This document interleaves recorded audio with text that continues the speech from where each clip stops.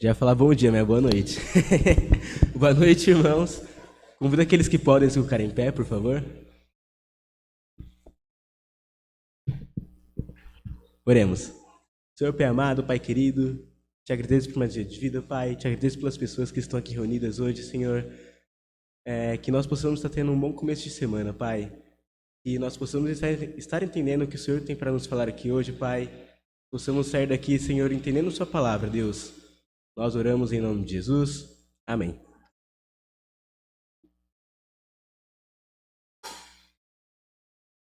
Celebrai com júbilo ao Senhor, todos os moradores da terra.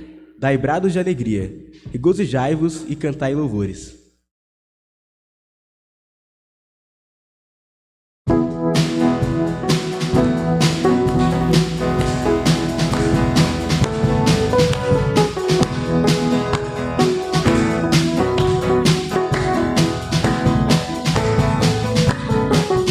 Celebrai a Cristo, celebrai. Celebrai a Cristo, celebrai. Celebrai a Cristo, celebrai. Celebrai a Cristo, celebrai. Ressuscitou.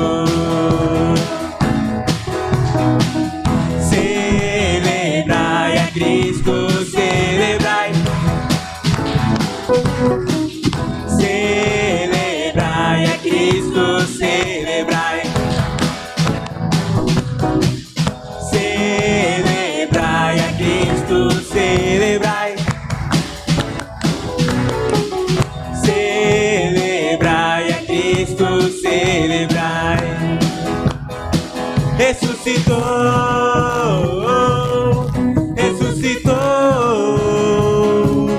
e hoje vive para sempre. Ressuscitou, ressuscitou, e hoje vive para sempre. Vamos celebrar, vamos celebrar, vamos celebrar. Ressuscitou o Senhor. Vamos celebrar, vamos celebrar, vamos celebrar. Ressuscitou o Senhor. Amém. Em Efésios, no capítulo 4, versículo 4, diz assim: somos todos um só corpo, e temos todos o mesmo Espírito, e fomos todos chamados para uma mesma esperança. Existe um só Senhor, uma só fé, um só batismo. Temos um só Deus, que é Pai de todos nós, que está acima de todos e que vive em nós através de nós.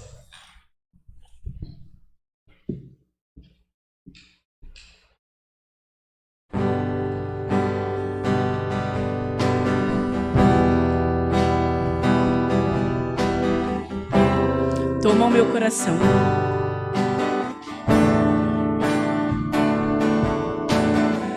Este é o meu desejo, Senhor, te honrar com meu coração, te adorar.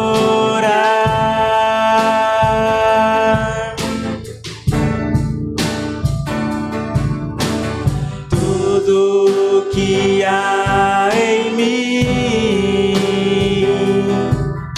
te dar louvor.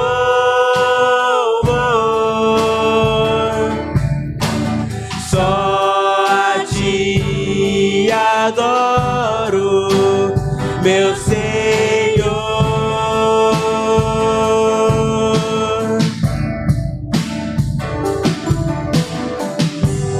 Toma o meu coração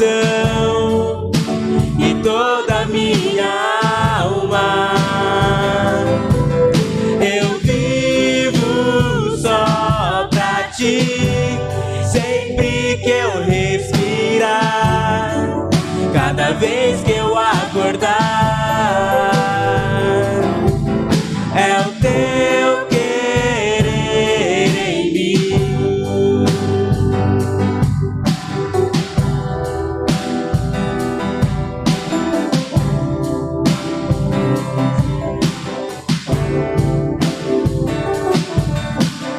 Este é o meu desejo, Senhor, te honrar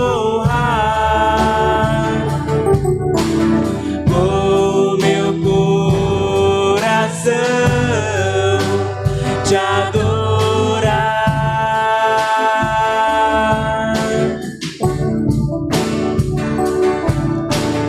Tudo que há em mim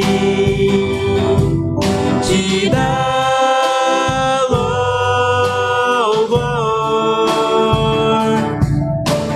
Só a ti adoro, meu Senhor.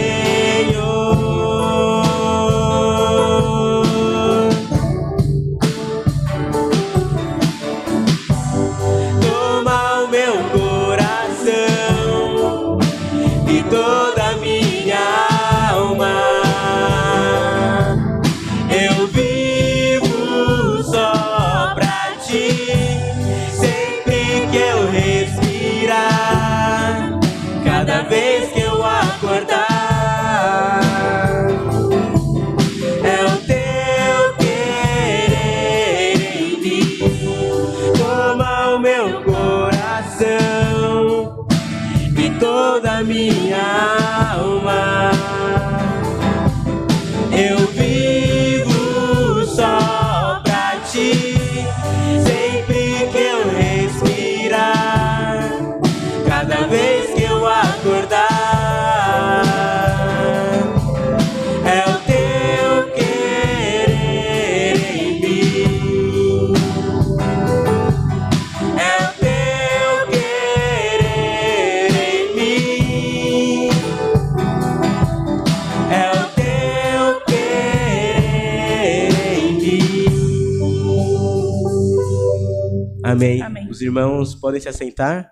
Nós vamos estar passando agora para o nosso momento de dízimo e ofertas.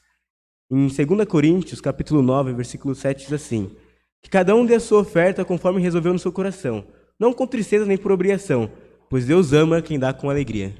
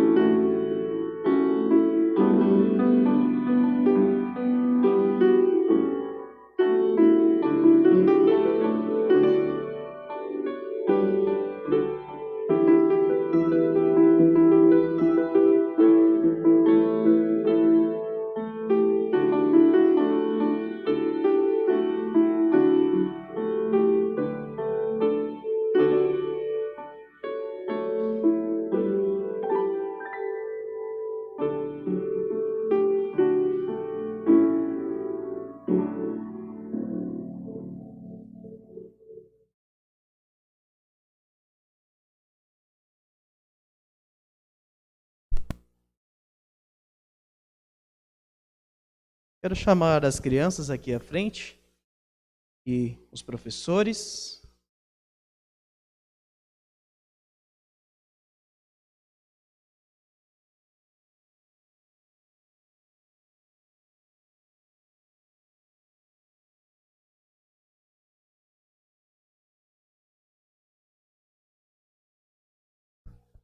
Vamos orar?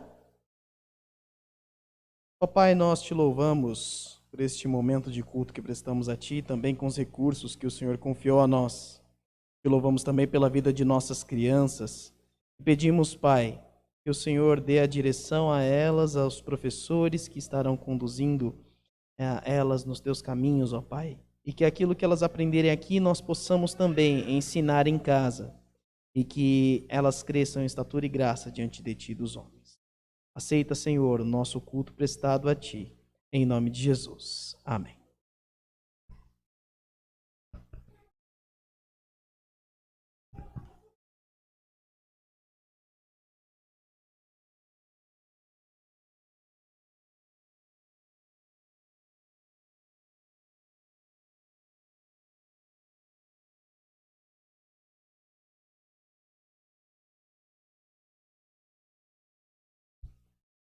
Que alegria poder nos reunirmos nesse horário.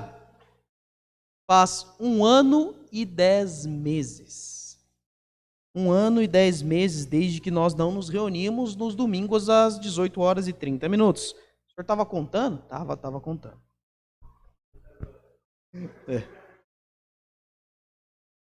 Não fiz o cálculo em horas e em dias, mas se quiser semana que vem eu trago. E para nós, queridos, é um motivo de grande alegria, porque nós temos irmãos em nossa igreja que não têm a possibilidade de vir no horário pela manhã, ou por enfermidade, ou por trabalho, ou por alguma situação difícil de locomoção.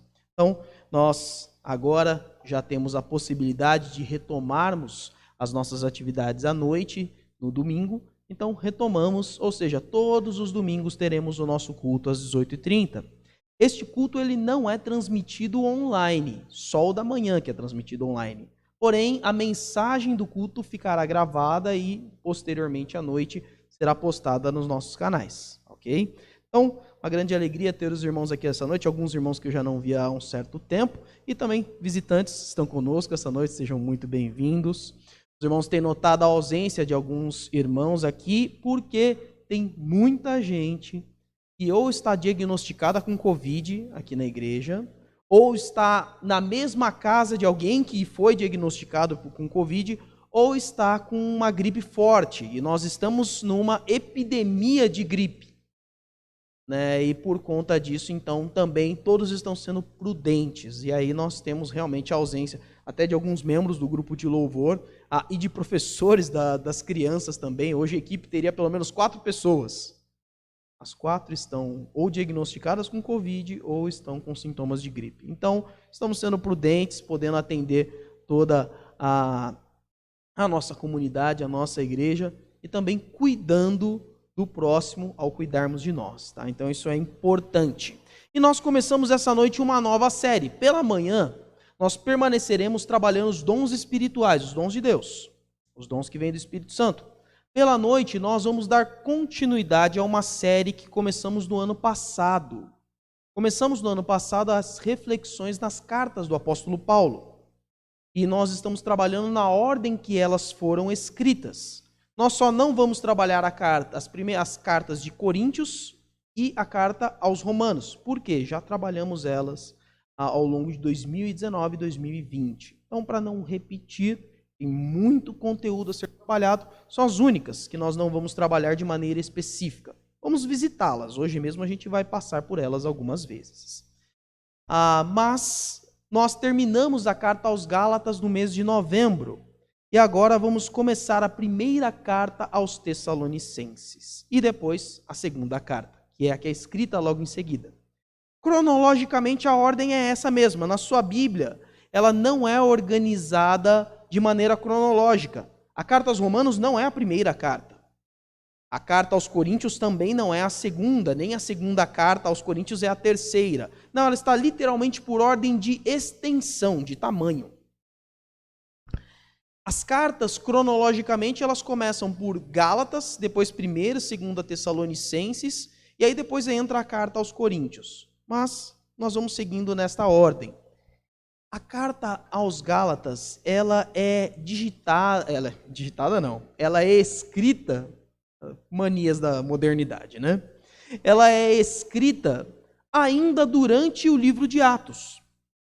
A igreja em Tessalônica, ela foi organizada mais ou menos no capítulo 17. Então, quando você abre a sua Bíblia ali em Atos 17, você vê Paulo chegando em Tessalônica, uma cidade que ele teve muita dificuldade, uma oposição muito grande por conta dos judeus. Mas permaneceu ali por mais ou menos umas 3 semanas e ali foi organizado uma igreja em Tessalônica.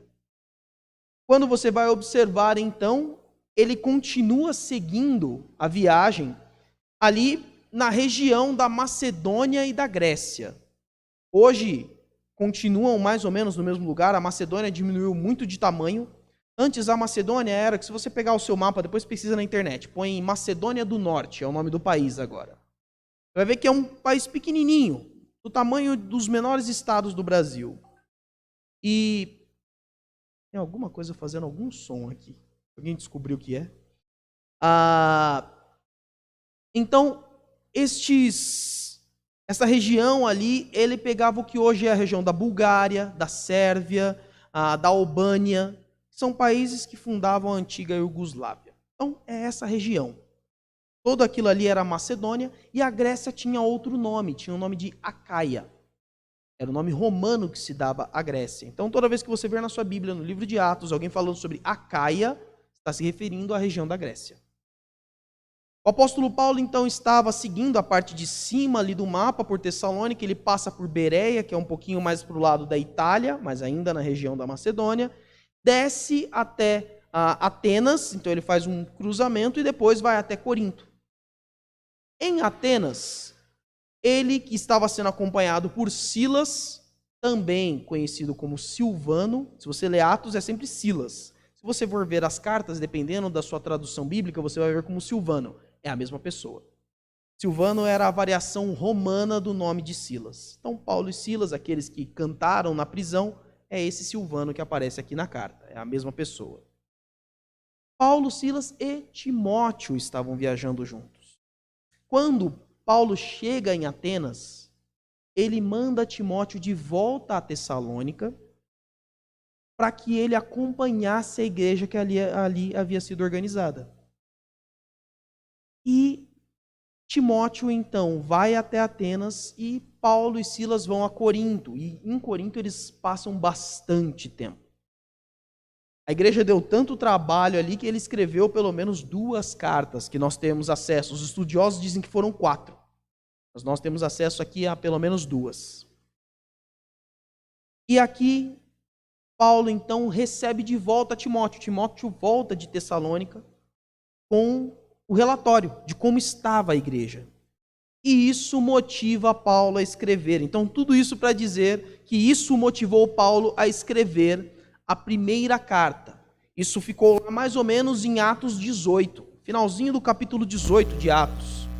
E aqui ele então vai escrever. E essa carta ela tem uma temática de comentar o relatório dado, um relatório muito bom. Ao longo da carta vocês vão perceber isso. Mas também confortar a igreja em Tessalônica com pregações, com mensagens escatológicas. A carta de Paulo aos Tessalonicenses traz informações sobre a segunda vinda de Jesus. Então ele tem esta temática de comentar aquilo que Timóteo trouxe, elogiando, confortar, porque eles estavam perdendo muitas pessoas estavam falecendo em Tessalônica. E depois disso também exortar, que é o capítulo 4, exortar a igreja em uma série de aspectos. Hoje nós vamos abordar o capítulo de número 1. Então, abra sua Bíblia, em 1 Tessalonicenses, capítulo 1, versículo 5. 1 Tessalonicenses, capítulo 1, verso 5. Está escrito assim: porque o nosso evangelho não chegou a vocês somente em palavra, mas também em poder, no Espírito Santo e em plena convicção. Vocês sabem como procedemos entre vocês em seu favor. Vamos orar. Pai, obrigado pela tua palavra. Obrigado porque o Senhor mantém ela viva, firme e eficaz em nossas vidas. Obrigado, Senhor, porque o Senhor fala aos nossos corações e pedimos que continue a falar neste momento. Em nome de Jesus. Amém.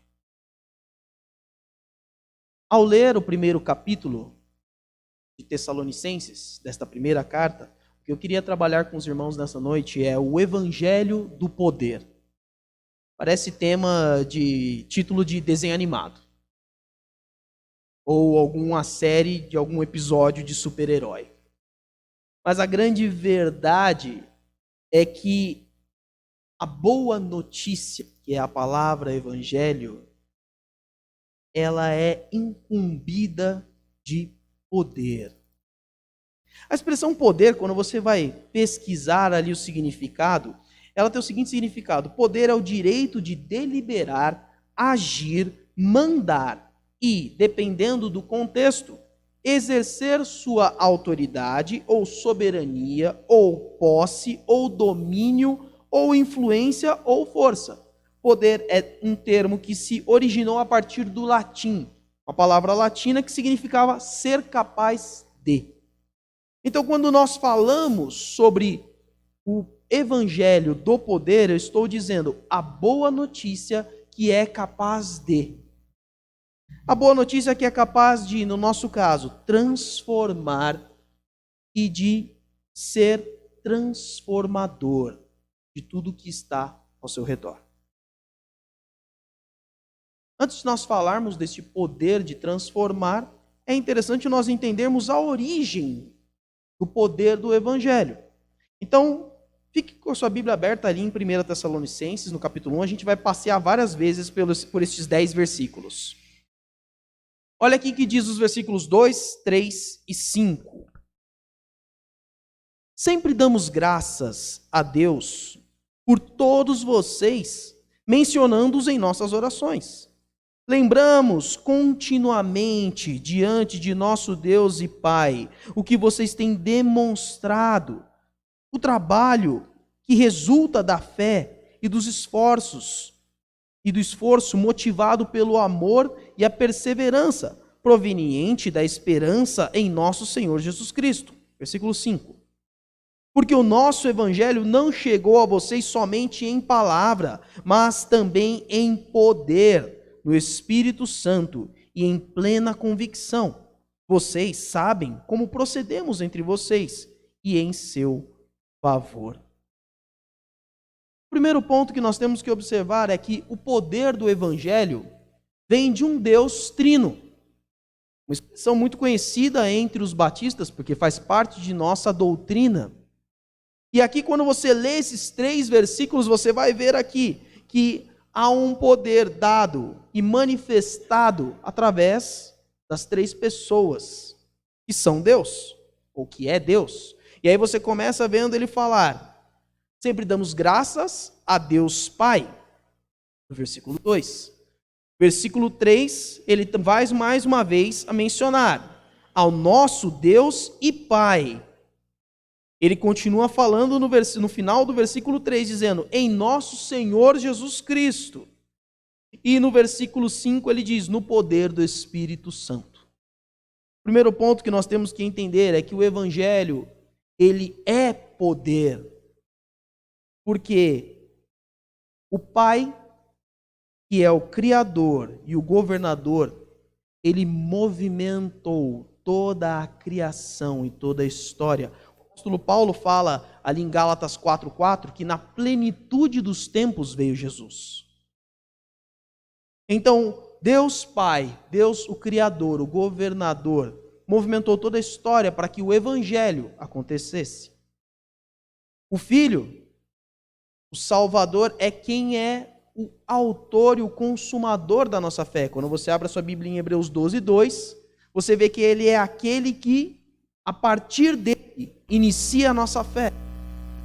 E é nele que se sustenta a nossa fé. E aí você vai então para o Consolador. E quando você abre a sua Bíblia em João 15:8, você vai observar que o Consolador, ou o Conselheiro, é aquele que sustenta esta fé em Jesus Cristo. É Ele que é o agente da transformação. Porque é por meio do Espírito Santo, em Cristo Jesus, com fé em Deus Pai, que nós somos transformados. Então, queridos, o poder do Evangelho se sustenta apenas em um, que é Deus. E há uma concordância divina, porque Deus, manifesto nas três pessoas, trabalhou ao longo de toda a história para que o poder do Evangelho chegasse até nós e permanecesse em nós através da figura do Espírito Santo. Mas o poder do Evangelho, ele também está com uma base, ele tem base em bases indestrutíveis. Ele é formado, ele é construído em algo que não se pode quebrar. E aí eu convido você de novo a olhar o versículo 3.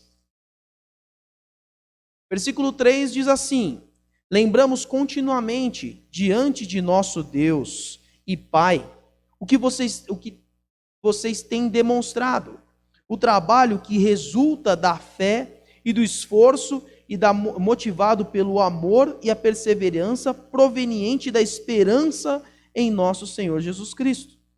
E aqui você tem as três palavras que dão a base do nosso Evangelho. Ele começa dizendo, o trabalho que resulta da fé. Ele continua dizendo, o esforço motivado pelo amor. E ele termina dizendo, a perseverança proveniente da esperança em nosso Senhor. São essas as três bases: fé, amor e esperança. Fé, porque é a única forma de você se relacionar com Deus. Abra sua Bíblia em Hebreus, capítulo 11, versículo 6. Creio que é um texto conhecido por muitos. Hebreus 11, 6 diz assim: sem fé é impossível agradar a Deus, pois quem dele se aproxima precisa crer que ele existe e que recompensa aqueles que o buscam. Até que tem lógica. Você está vendo Deus agora? Não? Você fizer assim, você toca em Deus? Não? Se você não consegue tocar, se você não consegue sentir como a gente sente o vento, falando daquele sentir no coração, não, o quentinho no coração que alguns falam, não é isso não. Sentir como você sente o vento frio. Vocês estão sentindo o vento frio, porque por isso que a maioria está de blusa. Se você não consegue pegar, não tem como você se relacionar com nada disso. A chave é crer. A base do Evangelho está em crer. Sem fé é impossível agradar a Deus, porque se você não crer que Jesus Cristo veio há 2000 anos atrás, que além dele ter vindo, ele morre na cruz, e o significado da sua morte é o perdão dos seus pecados, e depois disso tudo, ele ainda ressuscita. E hoje ele está à direita de Deus, e é o Rei dos Reis e o Senhor dos Senhores. Se você não crer, você não vai receber do Evangelho. A boa notícia está aí. Então, a fé é a primeira base que é colocada para que você entenda o poder que há no Evangelho. A segunda é o amor. E isso é a definição de quem é Deus. João escreve na sua primeira carta, ali no capítulo 4, verso 16, que Deus é amor. Então, todas as atitudes de Deus são motivadas pelo amor. O combustível, se a gente fosse colocar em um carro, o Evangelho é um carro. O que movimenta esse carro é o amor. E é importante a gente entender isso, porque nós estamos falando de poder, capacidade de mudar, de transformar. E você pode ter capacidade de mudar e de transformar por qualquer outro motivo. Hitler tinha poder. E olha o que ele fez com o poder. O Estado Islâmico tem poder. E olha o que eles estão fazendo com o poder. Presidentes, governadores, prefeitos, policiais, professores, pais e mães, todos têm poder. Mas com combustível errado, com um motivador errado, esse poder não é bem usado. E é por isso que a base do evangelho está feita no amor, porque Deus é amor, é o que Ele é, a essência dele, não poderia ser diferente disso. E a terceira base, que é colocada para nós no final do versículo 3, é a esperança. E a esperança é o que guarda as nossas convicções, é o que nos permite continuar. E aí o apóstolo Paulo escreve aos Romanos, abra sua Bíblia, em Romanos 8, versículo 24 e 25. Romanos capítulo 8, verso 24 e verso 25. Pois, nessa esperança, fomos salvos. Mas esperança que se vê não é esperança. Quem espera por aquilo que está vendo? Mas, se esperamos o que ainda não vemos, aguardamos-lo pacientemente. Muito semelhante à fé. Esperança é algo que você espera e você não está vendo. Eu ganhei meu presente de aniversário hoje da minha família. Mas eu que comprei meu presente de aniversário. Então eu não necessariamente esperava ganhar o meu presente de aniversário. Porque inclusive fui eu que embalei, nem precisava. Mas eu falei, vamos transformar em um presente, né? Fui lá e embalei. Mas eu já sabia o que eu ia ganhar, porque estava lá. E ficou lá, eu deixei do lado da árvore de Natal. Ficou lá. Não havia esperança ali. Esperança está naquilo que ainda não foi alcançado. E essa é uma das belezas do poder do Evangelho. E a gente precisa entender isso. Mas, pastor, quando eu entrego a minha vida a Jesus Cristo, eu não alcancei tudo? Não, você tem a esperança de alcançar tudo.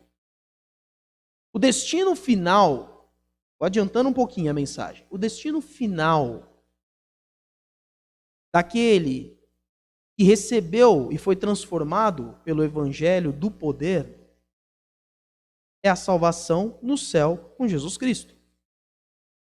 Mas não é a única coisa.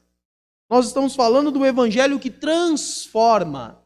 E eu quero te dizer uma coisa. Se você tem 10 anos de transformação desse Evangelho, ou seja, 10 anos que você entregou sua vida a Jesus Cristo, você ainda está em transformação. Se você tem 20 anos, você ainda está em transformação. Se você tem... Meu avô está com mais ou menos uns 80 anos de vida com Cristo. Mas não, acho que na verdade é um pouquinho mais que 80. Um pouco mais que 80, porque ele está com 95.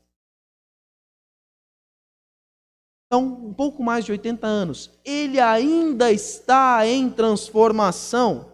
Quer ver um aspecto muito simples da transformação do Evangelho na vida do meu avô?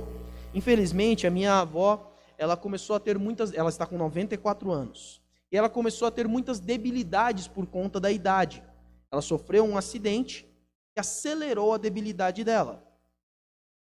Aos 95 anos, meu avô está tendo que aprender a amar a minha avó de uma maneira diferente. E isso é o Evangelho transformando o casamento. Mais de 70 anos de casado. Então você ainda está em transformação. Por isso você está vivendo em esperança. A esperança de um dia chegar ao céu. Mas a esperança de que todos os dias você está sendo renovado e transformado pelo poder do Evangelho de Jesus Cristo. Ou seja, eu sempre espero estar mais próximo de quem é Cristo. E esta então são as bases. Elas são indestrutíveis, porque elas estão baseadas naquele que é indestrutível. Porque você pode pensar, não, pastor, o amor ele pode ser destruído. A gente vê o amor terminando num casamento. A fé com certeza pode ser destruída. E as pessoas perdem a fé. A esperança então nem se fala. Muitos já perderam. Eu já perdi. Mas não, nós não estamos falando daquilo que é construído em nós, mas sim aquilo que é construído em Deus. Agora há um ponto aqui. Quando você se agarra a isso, ninguém pode destruir. Pergunte a uma mãe se tudo que um filho fez para ela destruiu o amor dela pelo filho. Pergunte às pessoas que seguem uma causa e morrem por esta causa, se a fé naquela causa ou a perda da vida delas fez com que elas desistissem da causa. Você tem o poder de não abrir mão. E o poder do evangelho ele é tão grande, falamos do Estado Islâmico, que muitos dos nossos irmãos em Cristo não abriram mão da fé, da esperança e do amor e foram executados. Foram decapitados. Porque não era o medo da morte que os tiraria da sua fé, da sua esperança e a confiança no amor de Deus. Por isso essas bases são indestrutíveis. E agora, observando isso, há mais um último aspecto para nós falarmos sobre no que está baseado este poder do Evangelho. E este poder ele está baseado, ele vem do relacionamento. Nós primeiro já vimos aqui o relacionamento com Deus. Mas outra beleza do Evangelho está no relacionamento com as pessoas que fazem parte desse Evangelho. Então olha aqui o versículo 6. 1 Tessalonicenses, capítulo 1, verso 6.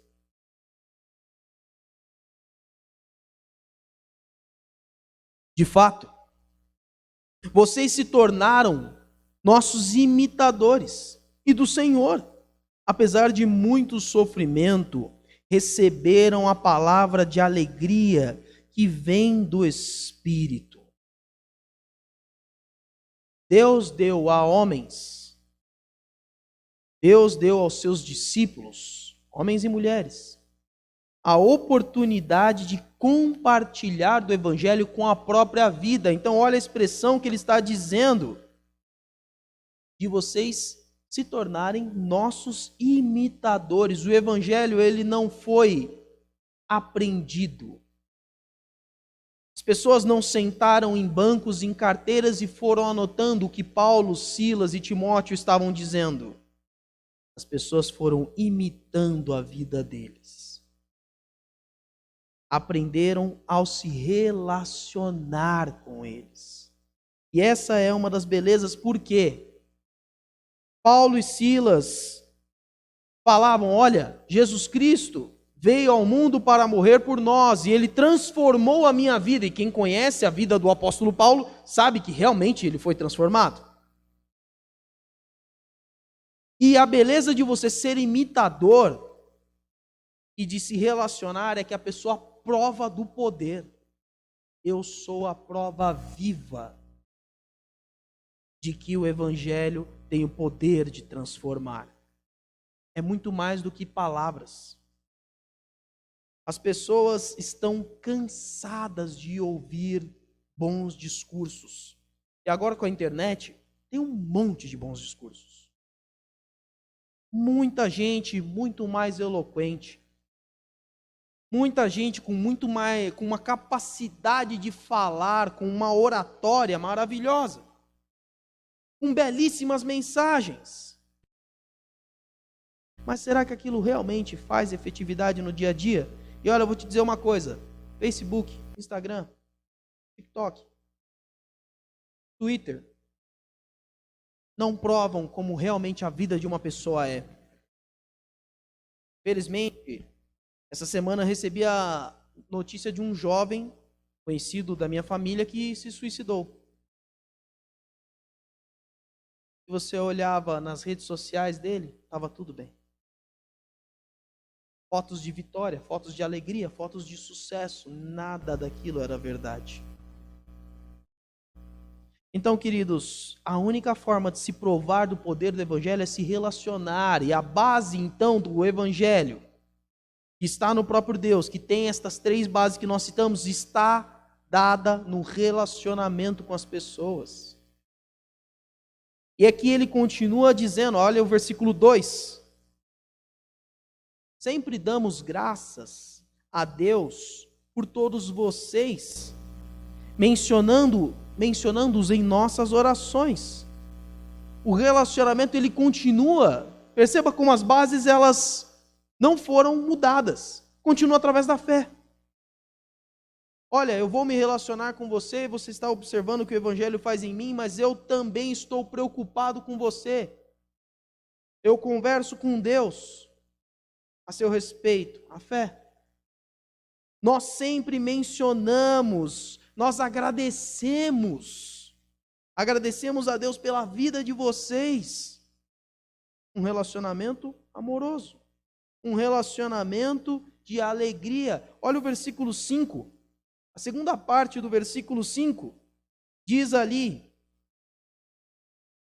que eles estavam ali se relacionando com o Evangelho chegou até eles em poder no Espírito Santo, em plena convicção. Vocês sabem como nós procedemos entre vocês e em seu favor. E quando você progride para o versículo 6, ele está dizendo, apesar da segunda parte do versículo 6, apesar de muitos sofrimentos, a alegria diante dos sofrimentos, mas a participação. Você vê homens que já estão em outra cidade, ainda preocupados. E isso é o poder de transformação do Evangelho, porque não transforma só a minha vida, transforma os meus relacionamentos e a forma com que eu me relaciono com as pessoas. A maior parte dos relacionamentos hoje há interesse. Por mais que seja um bom interesse. Progressão numa carreira, ser benquisto numa região, numa vizinhança, a conseguir fazer aquele trabalho na faculdade ou na escola. Apenas alguns relacionamentos familiares ainda permanecem autênticos e sem interesse. Mas o Evangelho, ele promove toda a limpa, toda a transformação, inclusive na forma com que você enxerga e olha para as pessoas. E a partir daqui, então, nós podemos dizer qual é o poder do Evangelho de transformar. O que o Evangelho transforma? Que poder é esse? Qual é a capacidade dessa boa notícia? E a primeira é a alegria em sofrimento. E é a segunda parte do versículo 6. Porque ele diz, apesar de muitos sofrimentos, vocês receberam com alegria o que vem do Espírito Santo. Eles estavam passando por diversas dificuldades naquela cidade. E você vai ver mais à frente, capítulo 4, vai ser hoje não. Como eles estavam perdendo pessoas. Assim como nós estamos perdendo muitas pessoas hoje, por conta da situação que estamos vivendo. Mas mesmo diante do sofrimento, esta notícia foi capaz de transformar tudo aquilo em alegria. E o apóstolo Paulo fala isso aos Coríntios. Então, veja comigo ali, 1 Coríntios, capítulo 4, versículo 8 e 9. E eu errei também, é 2 Coríntios. 2 Coríntios, capítulo 4, versículo 8 e 9.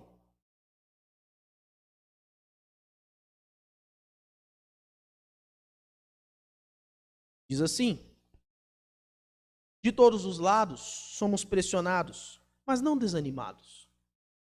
Ficamos perplexos, mas não desesperados. Somos perseguidos, mas não abandonados. Abatidos, mas não destruídos. O Evangelho tem poder para transformar um estado emocional diante de um momento de crise.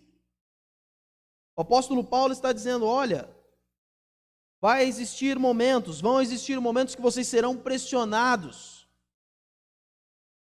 mas por serem transformados pelo poder do Evangelho de Cristo, vocês não vão desanimar, vocês não vão perder o ânimo.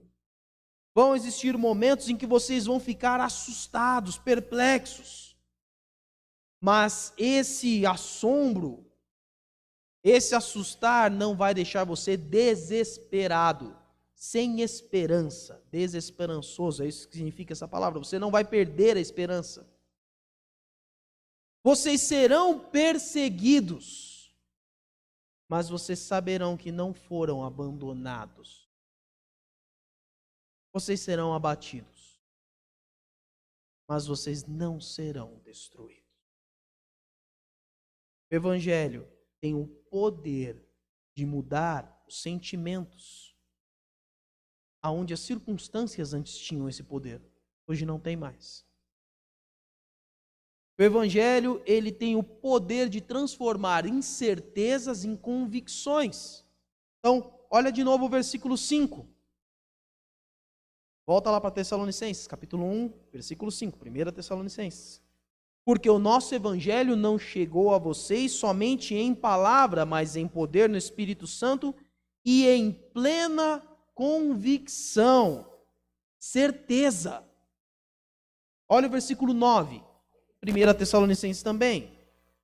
Pois eles mesmos relatam de que maneira vocês nos receberam e como se voltaram para Deus, deixando os ídolos de lado, a fim de servir ao verdadeiro.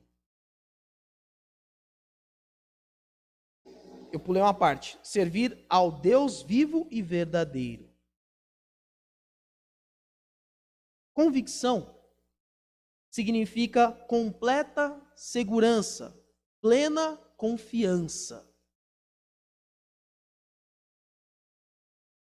Uma vez perguntaram para um banqueiro americano como que eles treinavam os caixas deles. A gente já falou várias vezes sobre a questão de reconhecer uma nota falsa e uma nota verdadeira. E esse banqueiro, ele falou que todos os que seriam caixas no banco, eles eram enviados ao Banco Central e eles ficavam 2 semanas contando dinheiro, passando dinheiro pela mão, ao ponto que eles tinham contato com a cédula verdadeira. E por que eles não tinham um treinamento, então, para identificar as cédulas falsas? E aí o banqueiro explicou. A tinta, ela é muito fácil de ser copiada, mas o papel não. Então, quando um caixa daquele banco estava contando dinheiro, ele identificava uma nota falsa, ele não estava nem olhando. Ele simplesmente passava pelas mãos, ele pegava aquela nota, separava e deixava de lado. E continuava contando. Porque ele conhecia o papel verdadeiro, o papel autêntico. E Jesus, nesse contexto, fala ali em João, capítulo 10, versículo 27 e 28, ele diz assim, capítulo 10, versículo 27. As minhas ovelhas ouvem a minha voz, e eu as conheço, e elas me seguem. A convicção dos Tessalonicenses fica registrada no último versículo deste capítulo. Vou ler o 9 e o 10 para ter mais sentido. Diz assim: pois eles mesmos relatam e de que maneira vocês nos receberam e como se voltaram para Deus, deixando os ídolos a fim de servir ao Deus vivo e verdadeiro e esperar dos céus o seu Filho, a quem ressuscitou dos mortos, Jesus, que nos livra da ira que há de vir. Não há incerteza no Evangelho. Ele tem poder de transformar algo que não se vê, que não se alcançou, em algo concreto. a fé e a esperança no Evangelho são quase que palpáveis. Porque as pessoas aprendem a viver por isso.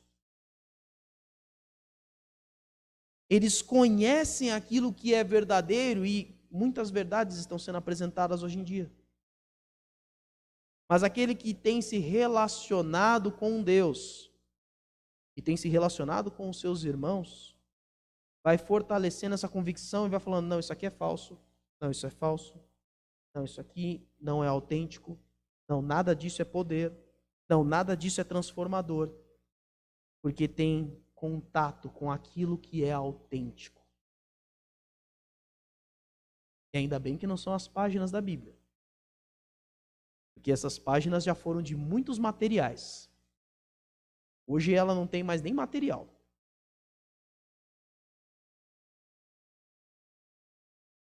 E por isso, aquele que tem o contato verdadeiro tem uma convicção sólida. E essa é a capacidade de transformação. Mas ainda há um último ponto. Eu fui mostrar para vocês aqui o meu esboço, eu baguncei tudo aqui. O poder do Evangelho em, de fato, transformar. Mudar algo que você não era para algo que você pode ser, para algo que você deve ser. Olha o versículo 7 e 8. E assim, tornaram-se modelo para todos os crentes que estão na Macedônia e na Acaia. Porque partindo de vocês, propagou-se a mensagem do Senhor na Macedônia e na Acaia. Não somente isso, mas também por toda a parte, tornou-se conhecida a fé que vocês têm em Deus. O resultado é que não temos mais a necessidade de dizer mais nada sobre isso. Agora, além de serem transformados, o Evangelho dá poder de transformar os outros. Ele está dizendo, vocês se tornaram modelos. Esta região, e aí a Macedônia e a Acaia, a Macedônia e a Grécia, dá um pouquinho mais, naquela época dava um pouco mais do que é o estado de São Paulo. Dentro destas regiões estavam as igrejas de Corinto, Bereia, além de Tessalônica, a cidade de Atenas, que também já havia sido pregado o Evangelho, e também a igreja dos Filipenses, a igreja de Filipos. Estas igrejas todas ouviram do comportamento dos tessalonicenses e foram transformados. Ele está dizendo no versículo 8, partindo de vocês propagou-se a mensagem do Senhor. A fé de vocês ficou conhecida ao ponto que Timóteo, Silas e Paulo não precisavam falar mais nada. Pense no melhor pregador do Evangelho que você conhece. Agora pense numa igreja. Esta igreja foi transformada a tal ponto, as pessoas que ali vivem foram transformadas a tal ponto, que elas não precisam mais daquele grande pregador. Os que estão ao redor foram transformados, porque viram a transformação que há neles. O poder do Evangelho te traz e te dá muito mais do que influenciadores. Hoje nós temos muitos. A gente tinha os influenciadores no rádio. E o rádio foi a coisa que mais se propagou pelo Brasil. Ainda é. Ainda é a mídia de maior alcance e de maior audiência no Brasil. Porque é a mais fácil e mais barata, inclusive. É muito mais barato você ter um rádio com ondas de longo alcance, é a famosa AM, que provavelmente a maioria não escuta aqui. Mas ainda você tem, e foi partindo a história, os influenciadores da televisão. se limitavam a mais ou menos 5 canais. E foi progredindo. Hollywood avançou na cinematografia e nós temos os influenciadores do cinema. Todo mundo gostaria de ter. Nós não moramos nos Estados Unidos, mas todo mundo queria ter uma casa sem cerca na frente, um belo gramado, um cachorro, uma caixa de correio e um belo carro que entra na sua garagem coberta. Por quê? Só por assistir filmes de pessoas felizes cortando a sua grama, ou pelo menos um vizinho e o outro desejando aquilo. Isso era chamado de o American Way of Life, o caminho americano para a vida, o jeito americano de viver. Influenciadores. E com o advento da internet nos anos 90 e a explosão nos anos 2000, começaram as páginas, os blogs, as redes sociais, os youtubers, os tiktokers e assim por diante. Nem sei se tem mais coisa nova agora. Eu parei aqui no TikTok, eu conheço. Influenciam você a tomar comportamentos. Mas isso não é poder. O Evangelho não implica você a ser um influenciador. O Evangelho implica você a ser um transformador. Olha o testemunho desse rapaz. Pode colocar deles.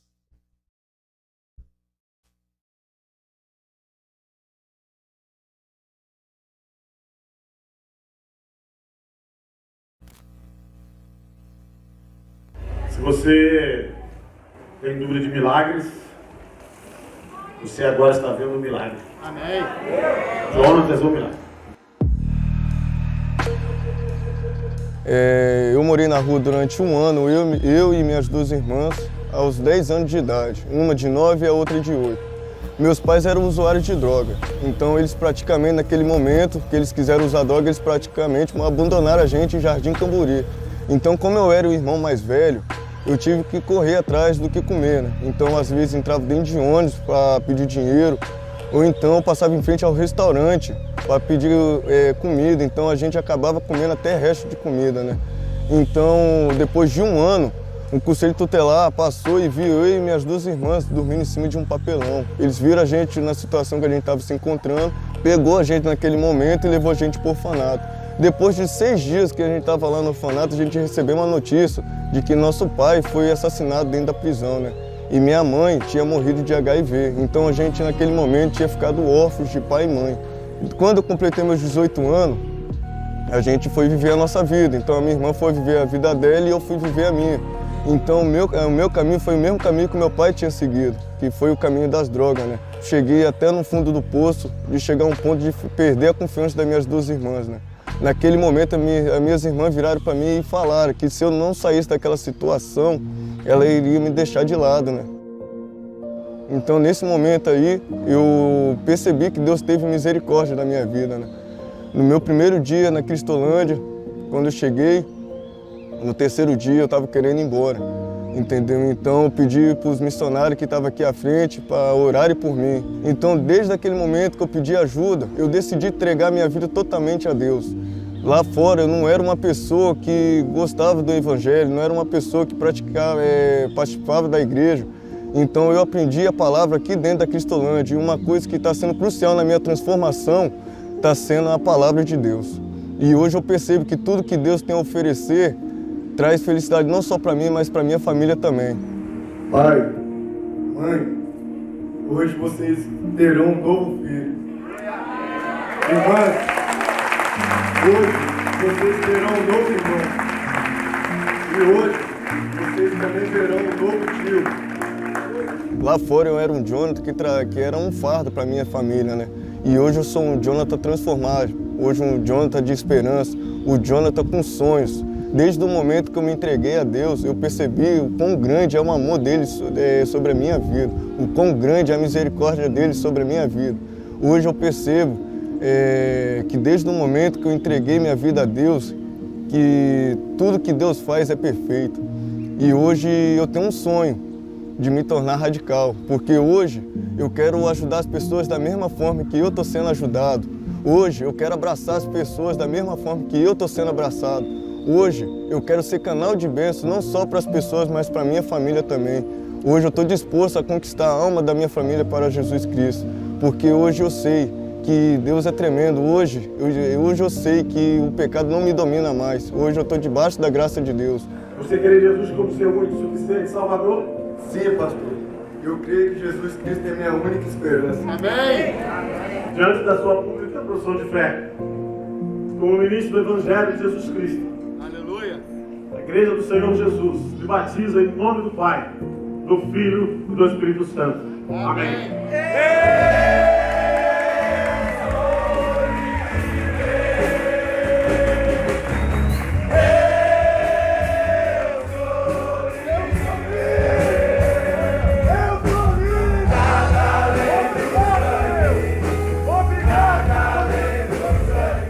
Esse momento do batismo foi muito importante, muito especial para mim, pois hoje eu tenho a oportunidade de ser um novo tio para meu sobrinho, um novo filho para meus pais, um novo irmão para as minhas irmãs.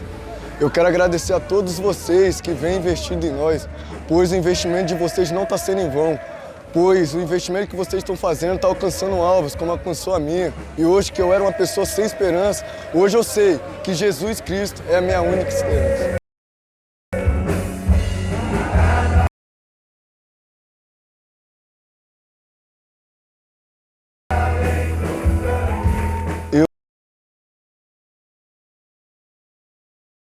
Eu decidi morrer para o mundo e renascer de novo.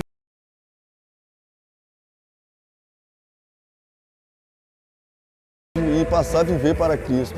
Hoje eu me batizei e hoje eu estou tendo a oportunidade de fazer tudo que eu faço hoje é para agradar a Deus. Tudo que eu faço hoje é para nosso Senhor Jesus Cristo. E muito obrigado que hoje vocês fazem parte da minha história.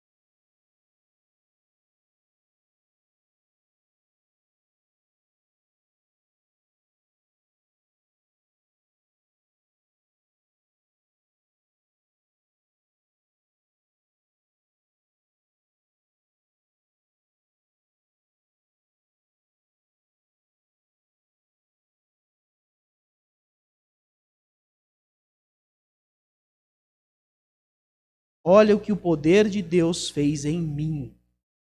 E Ele faz em você. E não tem poder maior. Isso que você está vivendo agora não é o verdadeiro. Isso que você vive agora não é autêntico. Há algo muito maior e algo muito melhor. A pergunta que eu faço para nós terminarmos nesta noite é: você já experimentou deste evangelho do poder? E a segunda pergunta eu faço é: você tem deixado outras pessoas experimentarem este poder transformador da tua vida? Nós busquemos ser como os tessalonicenses, onde a nossa forma de viver queira ser imitada pelas pessoas que estão ao nosso redor, e elas serão transformadas como nós fomos transformados. Amém? Vamos nos colocar em pé, nós vamos louvar ao Senhor.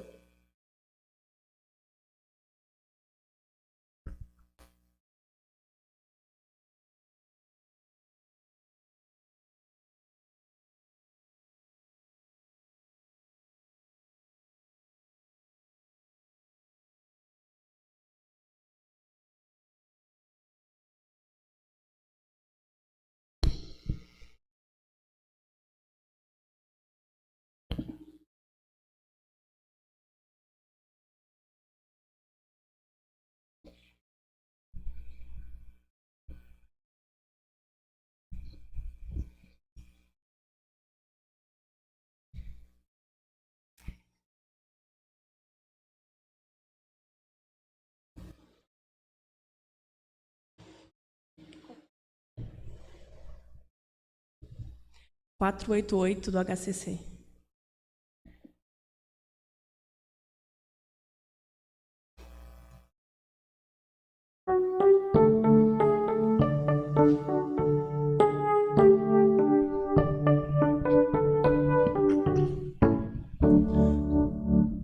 Não somente para fazer um feito singular, é preciso agir com muito ardor, mas as coisas mais humildes por executar,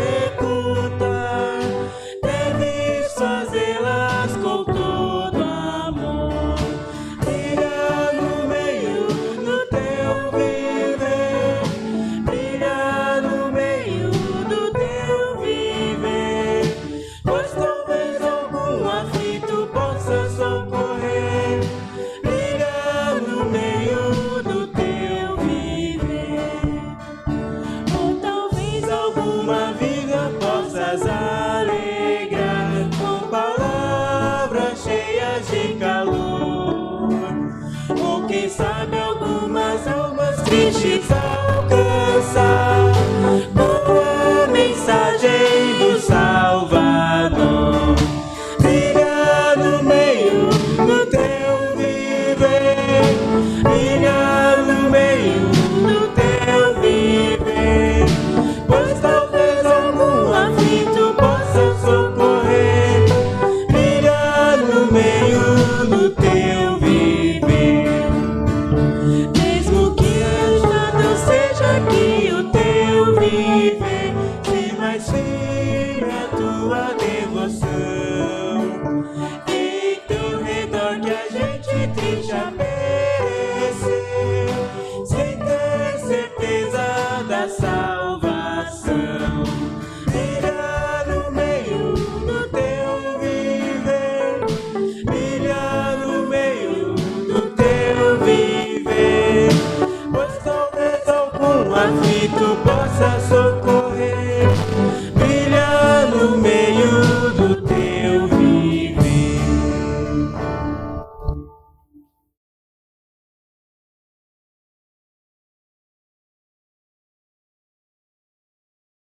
Orar. Pai, nós te louvamos pelo culto que podemos prestar a Ti, por este momento de celebração ao Teu santo nome. Pai, nós intercedemos, nós pedimos pelos nossos irmãos que estão vivendo este momento de enfermidade e de angústia, Senhor. Nós clamamos que a Tua mão poderosa continue sobre eles, pois sabemos que já está.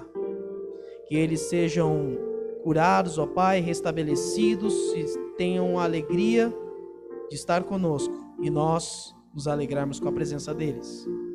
Pai, nós te louvamos porque temos essa oportunidade de nos reunirmos para te louvar e adorar. Pai, obrigado pela transformação que o Senhor causou em nossas vidas e que nós sejamos esses elementos de transformação na vida de muitos outros, conforme a tua vontade. Nós te louvamos e agradecemos, e que a graça do Senhor Jesus Cristo, o amor de Deus, o nosso Pai, e as consolações do Espírito Santo estejam conosco, agora e para sempre. Amém. Uma oração silenciosa, estamos encerrando o nosso culto. Podem se assentar.